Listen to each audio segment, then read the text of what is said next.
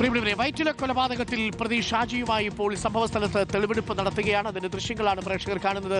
ശരണുണ്ട്. ശരൺ, 62-കാരനായ പ്രതി ഷാജിക്ക് ഈ പെൺകുട്ടിയുമായിട്ടുണ്ടായിരുന്ന ബന്ധം അത് പിന്നീട് ഒരു കൊലപാതകത്തിലേക്ക് കലാശിച്ചതാണ്. പ്രതി കുറ്റം സമ്മതിച്ചു. വളരെ ക്രൂരമായിട്ടാണ് ഷാജി ആ പെൺകുട്ടിയെ മുഖത്തിടിച്ച് കൊലപ്പെടുത്തിയതെന്നുള്ളതാണ് ഇപ്പോൾ ലഭിക്കുന്ന വിവരം. സംഭവസ്ഥലത്തേക്ക് എത്തിച്ചിരിക്കുകയാണോ പ്രതി ഷാജി?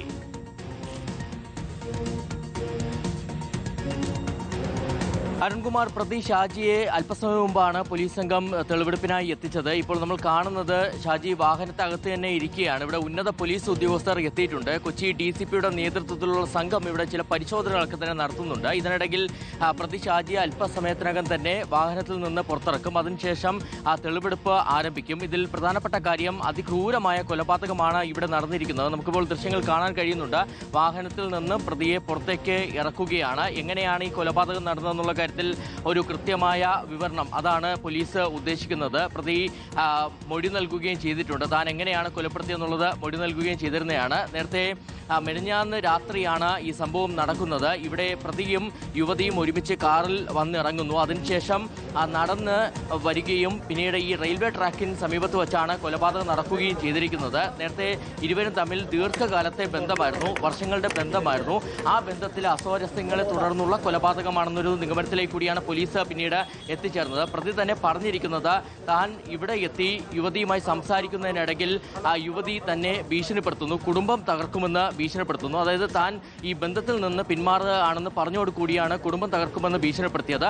അതിനെ തുടർന്ന് തർക്കമുണ്ടാവുകയും അതിനുശേഷം കൊലപ്പെടുത്തുകയുമായിരുന്നു എന്നുള്ളതാണ്. അതായത് ഈ യുവതിയുടെ മുഖത്ത് മുഷ്ടി ചുരുട്ടി ഇടിക്കുന്നു. അങ്ങനെ ആ ഇടിയുടെ ആഘാതത്തിൽ യുവതി തൊട്ട് ഇപ്പുറത്തേക്ക് തെറിച്ചു വീഴുന്നു. അതായത് ഒരു കരിങ്കല്ലിലേക്കാണ് തെറിച്ചു വീഴുന്നത്. അവിടെ യുവതിക്ക് തലയ്ക്ക് ഗുരുതരമായി പരിക്കേൽക്കുന്നു. ഒപ്പം തന്നെ ബഹളം ഉണ്ടാക്കിയോടുകൂടി യുവതി മറ്റാരും ഇവിടെ ഈ പ്രദേശത്തുള്ള ആരും കേൾക്കാതിരിക്കാനായിട്ട് വായും മുഖവും ഒക്കെ തന്നെ അമർത്തിപ്പിടിക്കുകയും ചെയ്തു. അങ്ങനെ ക്രൂരമായ കൊലപാതകം നടന്നെന്നുള്ളത് ഇതിനകം തന്നെ പോലീസ് സ്ഥിരീകരിച്ചിട്ടുള്ളതാണ്. ഇതിൽ പ്രധാനമായും ഇനി കൂടുതൽ തെളിവുകൾ ശേഖരിക്കാനുണ്ട് പോലീസിനെ സംബന്ധിച്ച്. ഇപ്പോൾ ഈ കേസ് അന്വേഷണത്തിൽ നിർണായകമായി മാറിയത് CCTV ദൃശ്യങ്ങളാണ്. ഈ പ്രതിയും യുവതിയും കൂടി ഈ റെയിൽവേ ട്രാക്കിന്റെ സമീപത്തേക്ക് വരികയും അതിനുശേഷം പ്രതി മാത്രം തിരികെ വാഹനത്തിൽ കയറുന്നതാണ് ആ ദൃശ്യങ്ങൾ ഉണ്ടായിരുന്നത്. അതിൽ തന്നെ ഈ പ്രതിയുടെ ഷർട്ടിൽ രക്തക്കറയുണ്ടായിരുന്നു. അതോടുകൂടിയാണ് ഇയാൾ തന്നെയാണ് പ്രതി എന്നുള്ളത് പോലീസ് സ്ഥിരീകരിക്കുകയും ചെയ്തത്. മറ്റൊരു പ്രധാനപ്പെട്ട കാര്യം പോലീസ് പങ്കുവച്ചിരുന്നത് ഇതൊരു ആത്മഹത്യയാണ്, യുവതിയുടേത് ആത്മഹത്യയാണെന്ന് വരുത്തി തീർക്കാനുള്ള ശ്രമവും ഈ പ്രതിയുടെ ഭാഗത്തു നിന്നുണ്ടായെന്നുള്ളതാണ്. അതായത് ഇവിടെ വെച്ച് യുവതിയെ കൊലപ്പെടുത്തുന്നു. അതിനുശേഷം മൃതദേഹം ഒരു ട്രാക്കിലേക്ക് നമുക്ക് ഇവിടെ ദൃശ്യങ്ങൾ കാണാൻ കഴിയുന്നുണ്ട്. ട്രെയിൻ ഓടുന്ന ഒരു ട്രാക്കുണ്ട്, ട്രെയിൻ ഓടാത്ത മറ്റൊരു ട്രാക്കുണ്ട്.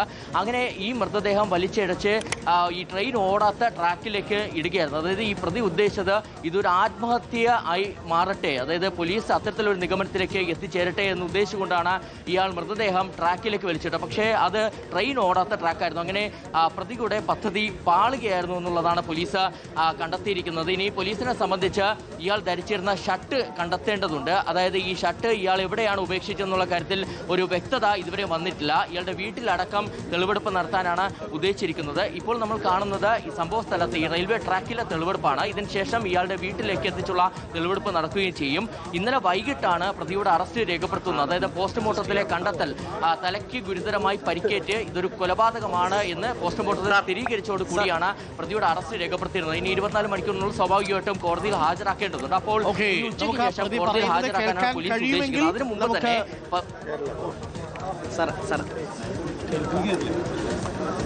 പ്രതി കാര്യങ്ങൾ വിശദീകരിക്കുകയാണ്. പ്രതി ഷാജി എങ്ങനെയാണ് അവിടേക്ക് യുവതിയുടെ ശരീരം എത്തിച്ചത്?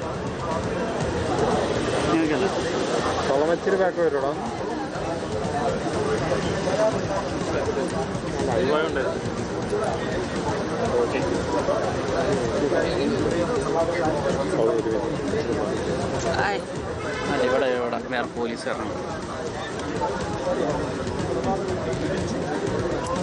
എങ്ങനെയാണ് പ്രതിയെ യുവതി എത്തിച്ചത് എന്നുള്ളതാണ് ചോദ്യം. അതിലെ ദൃശ്യങ്ങളാണ് പ്രേക്ഷകർ ഇപ്പോൾ കാണുന്നത്. ഇപ്പോൾ ഷാജിയുമായി തെളിവെടുപ്പ് നടത്തുകയാണ്. വൈറ്റിലയിലെ പാളത്തിൽ യുവതിയെ കൊണ്ടിടാനായിരുന്നു ശ്രമം. അവിടെ ട്രെയിൻ ഓടുന്ന പാളത്തിലിടുന്നതിന് പകരം ഒഴിഞ്ഞുകിടന്ന പാളത്തിലേക്ക് ഇട്ടു. അതോടുകൂടി ഷാജിയുടെ പ്ലാൻ പാളി.